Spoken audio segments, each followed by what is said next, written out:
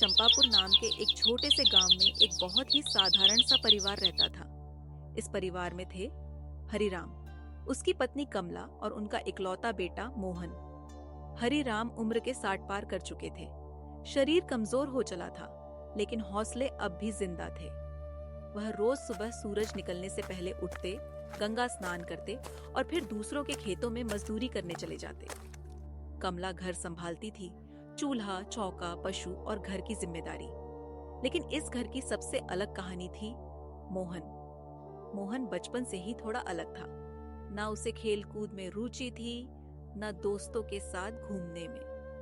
वह घंटों एक कोने में बैठकर बस एक ही नाम जपता रहता, राम राम राम राम।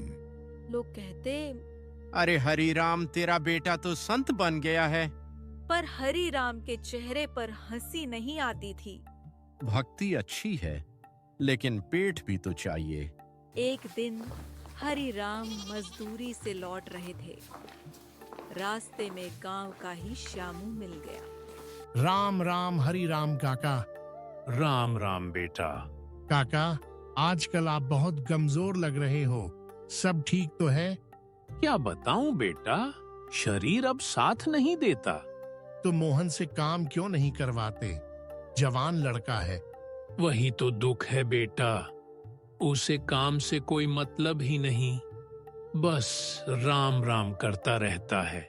काका, ऐसे नहीं चलेगा, शादी करवा दो उसकी, जिम्मेदारी आएगी तो सुधर जाएगा। हरिराम के दिमाग में जैसे बिजली कौंध गई। शादी। आखिरी उम्मीद कुछ ही महीनों में मोहन की शादी गांव की ही एक सीधी सादी लड़की सरिता से हो गई। सरिता मेहनती थी, समझदार थी और संस्कारों वाली थी। शादी के बाद हरिराम और कमला को लगा अब सब ठीक हो जाएगा। लेकिन मोहन वही का वही। सुबह राम नाम, दोपहर राम नाम, रात राम नाम, काम उसका नाम भी नहीं। सरिता शुरू में खुश थी। वह सोचती, मुझे कितना अच्छा पति मिला है, भगवान में इतना लीन है। लेकिन जब घर में अनाज खत्म होने लगा तो हकीकत सामने आने लगी। भूख, कर्ज और ताने। एक दिन सरिता बोली, सुनिए जी, घर में आटा खत्म हो गया है। राम सब संभाल लेंगे। राम पेट नहीं भरते जी, काम करना पड़ता है। मोहन पहली बार चुप हो गया। अगले दिन वह गांव के सेठ बद्रीनाथ के पास गया और खेत के बदले कर्ज ले आया। फसल बोई गई, लेकिन रखवाली नहीं। मोहन ध्यान में डूबा रहा और रात को नील गाय पूरी फसल चट कर गई। कर्ज चढ़ गया। सेठ रोज दरवाजे पर आने लगा। गांव में बातें होने लगी। देखो कैसा आदमी है, पत्नी कमाती है और खुद माला फेरता है। सरिता टूटने लगी। एक दिन सेठ बद्रीनाथ ने सारी हदें पार कर दी। अगर पति काम का नहीं है तो और रास्ते भी होते हैं।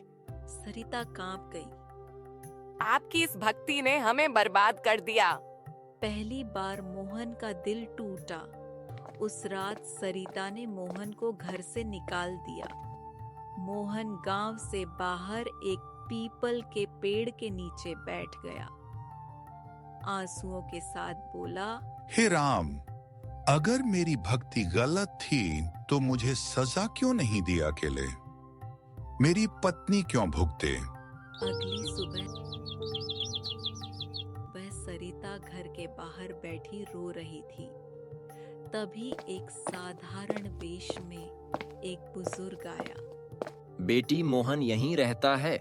हाँ, लेकिन यह उसका मेहनताना है। किस बात का? वह सालों से हमारे यहाँ रात में काम करता था। गौशाला, सफाई, सेवा, कभी पैसा नहीं लिया। थैला सरिता के हाथ में रखकर वह आदमी चला गया। थैला खुला। सोना, चांदी, रुपए। सरिता के हाथ कांप गए। सच सामने आया। सरिता मोहन को ढूंढकर लाई। मोहन ने थैला देखा, आंखें बंद की। राम ने नहीं दिया, ये मेरे कर्म का फल है। मुझे माफ कर दीजिए। भक्ति अगर कर्म से भागने का बहाना बन जाए तो वह अधूरी होती है, और कर्म अगर भगवान को भूल जाए तो वह भी खोखली होती है। उस दिन के बाद मोहन ने भक्ति छोड़ी नहीं, काम से भागा नहीं। गांव में वही मोहन आज मिसाल है। लोग कहते हैं नाम जप करो, लेकिन हल भी चलाओ।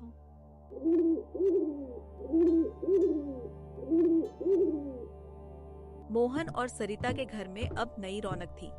मोहन अब दिन में आधा समय खेत और काम में बिताता, आधा समय भगवान का नाम जपता। सरिता अब उसके साथ काम में हाथ बंटाने लगी। दोनों ने मिलकर गांव का छोटा सा खेत संभालना शुरू किया, लेकिन जिंदगी ने अभी भी उन्हें आराम से जीने नहीं दिया। गांव के जमींदार बद्रीनाथ ने पिछली बार की नासमझी को भुलाया नहीं था। उसने गांव के अन्य किसानों को धमकी देना शुरू किया। जो मेरे पैसे समय पर नहीं देंगे उनका खेत में नीलाम कर दूंगा, और जो विरोध करेगा उसकी फसल मैं जला दूंगा। गांव वाले डर गए। मोहन ने सोचा, अब मैं क्या करूं? अगर मैंने ध्यान नहीं रखा तो हमारी फसल भी खतरे में है। लेकिन मोहन अब बदल चुका था। वह जानता था कि भगवान के नाम जप और अपने कर्म में संतुलन होना जरूरी है। मोहन ने गांव वालों की मदद लेने का निर्णय लिया। सुबह सुबह वह गांव के पुराने गुरुजी के पास गया। गुरुजी ने उसे आशीर्वाद दिया। मोहन बेटा, अब तुम्हें अकेले नहीं लड़ना, अपने साथियों के साथ मिलकर समाधान ढूंढो। मोहन ने गांव के किसानों की बैठक बुलाई। सुनो दोस्तों, हम डर से पीछे नहीं हट सकते। अगर हम मिलकर काम करें तो जमींदार कुछ नहीं कर पाएगा, और हाँ, हमारे खेत की देखभाल हमारी जिम्मेदारी है। गांव वाले पहले हिचकिचाए, लेकिन मोहन की दृढ़ता देखकर सब तैयार हो गए। मोहन और गांव वाले मिलकर खेतों की रखवाली करने लगे। उन्होंने जंगली जानवरों के लिए बाट बनाई। धीरे धीरे फसल हरी भरी होने लगी। मोहन ने देखा, जब मेहनत और भक्ति साथ में होती है तो परिणाम भी मिलता है। सरिता खुश थी। वह अब अपने पति पर गर्व करने लगी थी। बद्रीनाथ ने देखा कि मोहन अकेला नहीं है, गांव वाले उसके साथ हैं, तो उसने चालाकी से मोहन के खेत में आग लगाने की कोशिश की। रात के अंधेरे में वह कुछ आदमी लेकर आया, लेकिन मोहन पहले से सतर्क था और पूरे खेत में जलते हुए मशालें रख दी। जमींदार और उसके लोग आए तो केवल धुआं और आग की आवाज सुनकर डर गए। जमींदार भाग गया और मोहन ने गांव वालों के सामने कहा, देखो दोस्तों, मेहनत और एकजुटता से कोई भी शक्ति हमें हरा नहीं सकती, और भक्ति वही सच्ची है जो हमें कर्म करने की ताकत देती है।